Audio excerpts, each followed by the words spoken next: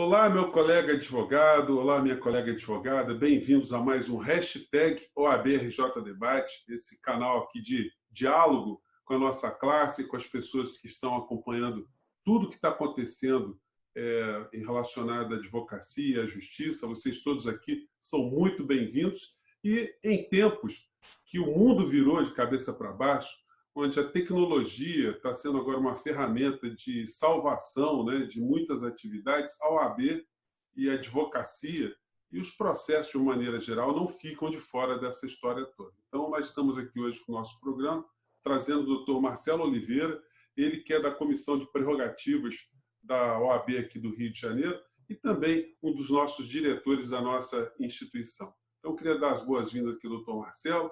Então, Marcelo, nessa introdução breve que nós fizemos aqui, eu já queria transmitir já a palavra para o senhor, né? O que aconteceu de efetivamente no meio do nosso meio profissional e que marcas isso vai deixar para o futuro? Zé Fernandes, primeiro eu quero te cumprimentar, muito bom estar aqui no programa, no OABRJ Debate, cumprimentar todos os nossos espectadores.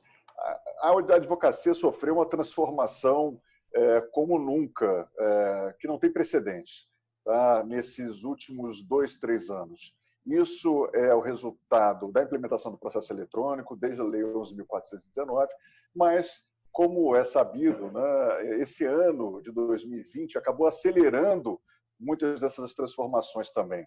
Na prática, Zé Fernandes, nós tivemos a virtualização dos autos do processo logo depois da 11.419, com a multiplicidade de sistemas de processo eletrônico. Agora, o CNJ está uniformizando isso ao longo desses últimos anos, implantando o PJE em todos os tribunais do país. Mas, além disso, agora, especialmente a partir de 2020, a gente teve a virtualização das partes também.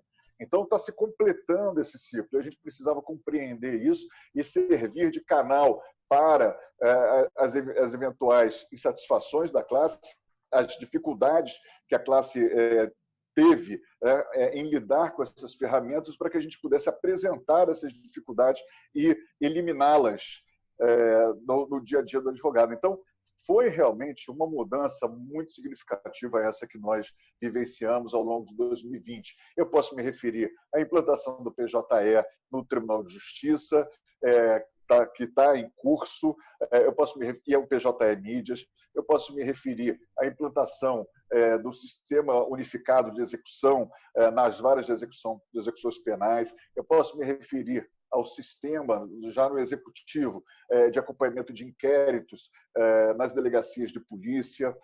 Todos esses são sistemas que ainda trazem dificuldades que precisam ser aprimorados. Para que tenha uma ideia, até hoje não há a interface para o acompanhamento direto dos inquéritos das delegacias de polícia. Uhum. Nós já estivemos com 3 secretários de polícia do Estado do Rio de Janeiro, desde que nós assumimos o mandato, desde que o presidente Luciano assumiu o mandato, a gente não consegue resolver, porque um tem uma posição extremamente interessada na resolução desse problema, que é um problema de resolução óbvia, claro, porque tem que ser gerado sim a interface, não faz sentido que o advogado se desloque até a delegacia de polícia para que se imprima um documento que está no sistema, e outros secretários não têm a mesma posição, outros secretários ficam muito preocupados com a questão de sigilo, como se essa questão de sigilo já não fosse tratada no próprio Poder Judiciário, porque nós temos autos de processos criminais que são sigilosos igualmente.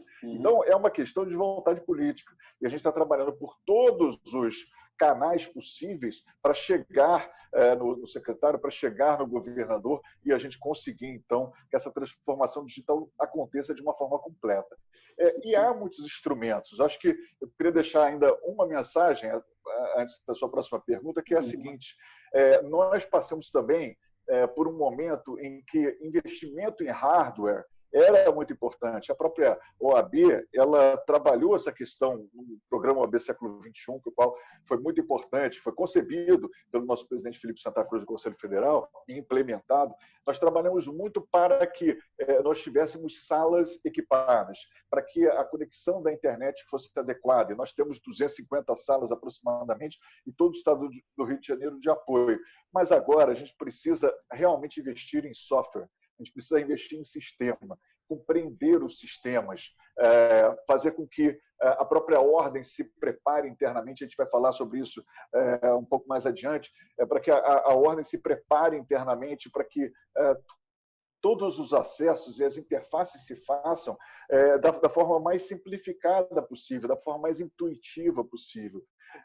Duas pessoas que são absolutamente essenciais nesse trabalho, têm feito espetaculares trabalhos, são a Maria Luciana, na nossa diretoria digital, e o Walter Capanema também, que tem trabalhado incansavelmente como nosso interlocutor na Comissão de Prerrogativas para questões de violação relativas a processo eletrônico. Então, a gente realmente está, e o presidente Luciano muito imbuído disso, a gente está muito atento às necessidades da gente entender os sistemas, dialogar com os tribunais e os poderes para que esses sistemas eles sejam racionais, eles respeitem o acesso à justiça, eles respeitem o contraditório e a ampla defesa. Então, esse é o panorama geral que a gente está trabalhando, Júnior. Sim. Doutor Marcelo, nós ainda pegamos uma geração muito analógica, né? A gente estagiou com pilhas de processos, enfim, com um material concreto nas nossas mãos.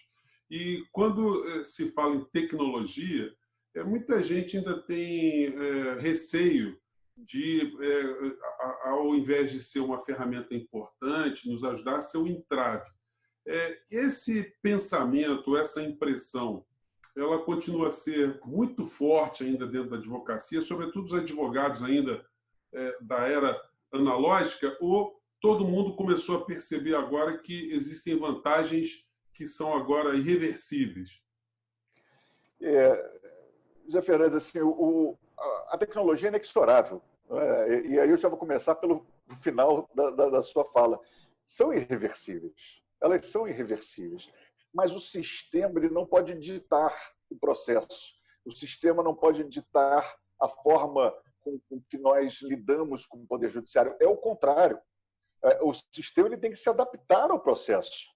E ele tem que ter um uso dimensionado para a realização daqueles mesmos princípios que a gente enfim, tinha por inspiração na época do processo analógico.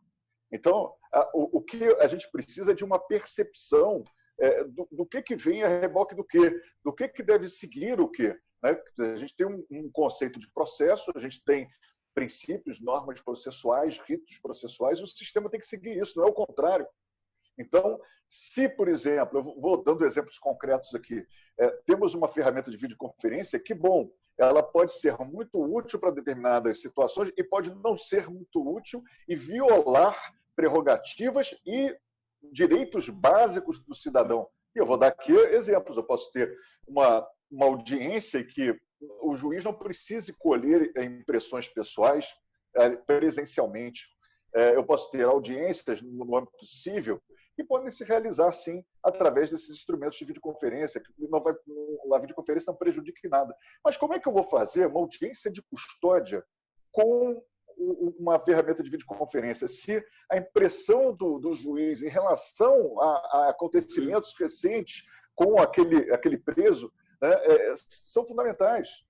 Ele precisa saber se aquele preso passou por torturas psicológicas, torturas físicas, e o exame ali daquela situação é absolutamente fundamental. Por isso que Defensoria Pública e a advocacia, de uma forma geral, se insurgem contra o uso da videoconferência. Então, veja, é o mesmo instrumento. A ferramenta ela não é inconstitucional em si, ela não é irregular. Então, a tecnologia ela veio para ficar. O que a gente precisa analisar caso a caso ela se presta a esse fim? Ela pode ser adaptada e aí, então, ela será uma ferramenta correta para uso para aquele fim?